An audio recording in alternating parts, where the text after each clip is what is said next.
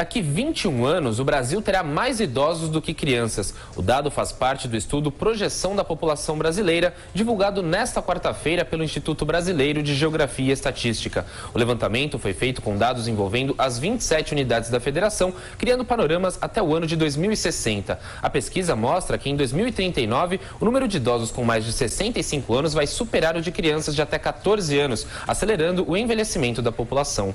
Leila Irvati, demógrafa do IBGE, explica de que forma o envelhecimento da população foi identificado. Estamos vivendo mais de acordo com a esperança de vida.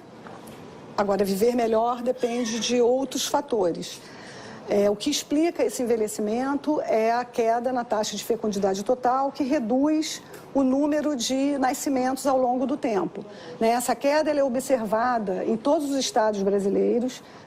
Primeiro, ela aconteceu nos estados do Sul e Sudeste, e depois os outros estados também, o Nordeste, o Centro-Oeste, o Norte também, acompanham. Leila Irvati aponta que o envelhecimento já ocorre em países da Europa, onde governos até estimulam a natalidade. Para André Dias, professor de economia do IBMEC, o aumento no número de idosos pressiona ainda mais os serviços públicos. Uma mudança significativa no perfil de gastos desses domicílios, com maior parcela da renda sendo destinada principalmente a gastos relativos à saúde.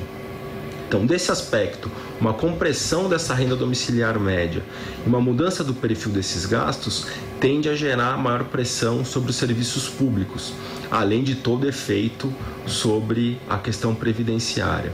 André Dias acredita que o envelhecimento vai afetar significativamente o desempenho da renda média domiciliar, variável fundamental para o bom desempenho da economia brasileira, já que o consumo das famílias representa mais de 60% do PIB.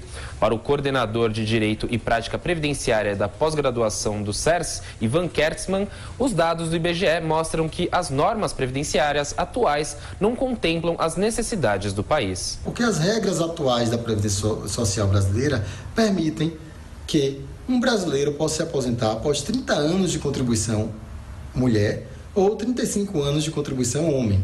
Isso faz com que uma mulher, por exemplo, que começa a trabalhar com 16 anos de idade, aos 46 anos de idade possa estar aposentada. Como a expectativa dela está cada vez mais alargando, essa pessoa vai viver mais do que 80 anos, o que significa que ela vai ficar mais tempo aposentada do que trabalhou em sua vida toda. Isso é inadmissível. Ivan Kertzmann afirma que é preciso aprovar a reforma da Previdência para ajustar a realidade do envelhecimento da população.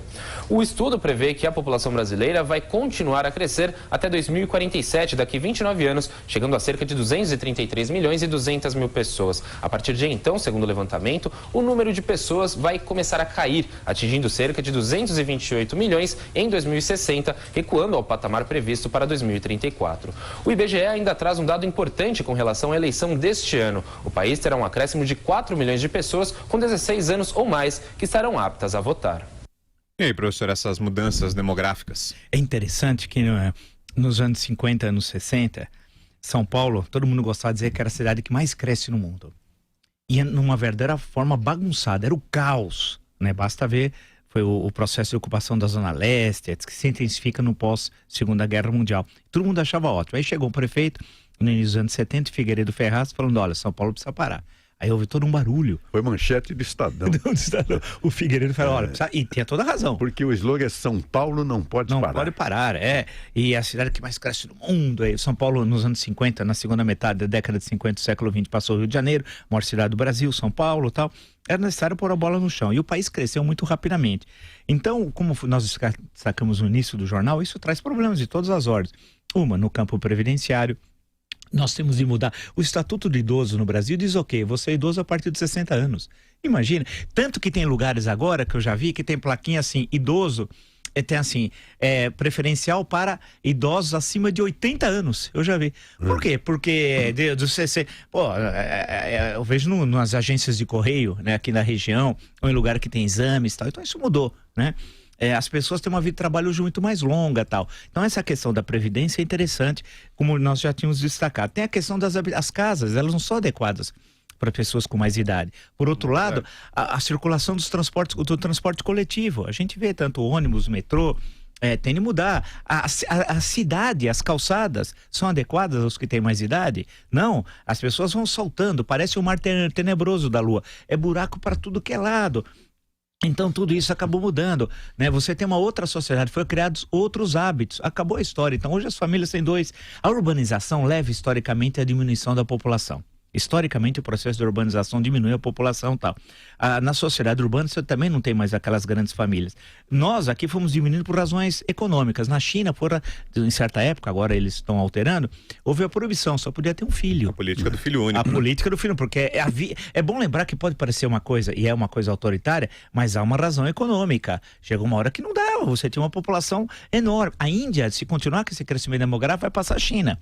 E vai ser o caos. Então, no caso de vários países, vamos lembrar Portugal. Portugal tem uma política de atrair imigrantes. Algumas cidades portuguesas, elas estão diminuindo a população. Alguns países há um crescimento negativo. Então, no caso do Brasil, é uma tendência mundial. Então, aquela história que a gente gostava do crescimento populacional de 3% ao ano, hoje acabou, né? Foi caindo o processo de crescimento demográfico. E é reflexo do desenvolvimento econômico e do processo de urbanização.